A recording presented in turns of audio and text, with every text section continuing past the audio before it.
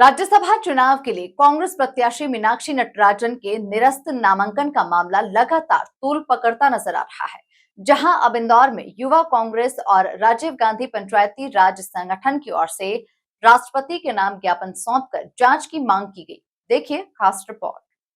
राजीव गांधी पंचायती राज संगठन के पूर्व पार्षद भारत जीनवाल और कार्यकर्ताओं की ओर से कलेक्टर कार्यालय पर राष्ट्रपति के नाम ज्ञापन सौंपा गया, जहां राष्ट्रपति के नाम ज्ञापन सौंपकर मीनाक्षी नटराजन के निरस्त नामांकन मामले की जांच की मांग की गई है। संबंध में ज्ञापन दिया जी, ये ज्ञापन हमने जो अभी सुश्री मीनाक्षी नटराजन जी का राज्यसभा के लिए जो उनका नामांकन था, जिसको खारिज किया गया है और जो कि हमारे लोकतांत्रिक मूल्यों के खिलाफ है, जिस वजह से उसका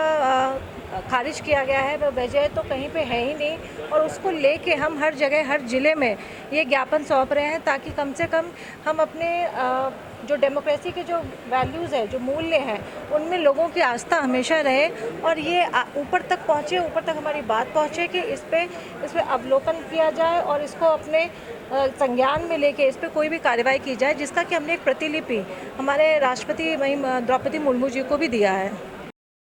इसी के साथ युवा कांग्रेस शहर अध्यक्ष अमित पटेल के नेतृत्व में बड़ी संख्या में कार्यकर्ताओं ने पहुंचकर मीनाक्षी नटराजन के नामांकन निरस्त मामले की जांच की मांग की है। अमित पटेल ने बताया कि बीजेपी चुनाव आयोग का दुरुपयोग कर रही है। चुनाव आयोग बीजेपी की कठपुतली बनकर काम कर रहा है। देश के हालात हैं, पूरे देश के अंदर संविधान को टांग करके जिस प्रकार से बीजेपी चुनाव आयोग का दुरुपयोग कर रही है और चुनाव आयोग पूरी तरह से बीजेपी की कठपुतली बनकर के काम कर रहा है, वो अभी हमने ताज़ा नमूना देखा किस प्रकार से उन्होंने मध्य प्रदेश से राज्यसभा सांसद के लिए नामांकन दाखिल करे हुए बड़ी बहन मीनाक्षी नटराजन जी का फॉर्म निरस्त किया गया। तो निश्चित ही यह दर्शाता है कि चुनाव आयोग और जितनी भी सरकारी संस्थाएं हैं वो कहीं ना कहीं बीजेपी के दबाव में है और बीजेपी के दबाव में ही काम कर रही हैं और पूरे देश के अंदर संविधान को जिस प्रकार से पैरों तले कुचलने का प्रयास बीजेपी के द्वारा किया जा रहा है, उसी के विरोध में आज हमने यहाँ पर प्रदर्शन किया। वह राष्ट्रपति महामहिम राष्ट्रपति को ज्ञापन देकर के, कलेक्टर साहब को ज्ञापन देकर के हमने मांग करी कि ये जो व्यवस्था बिगड़ रही है इसको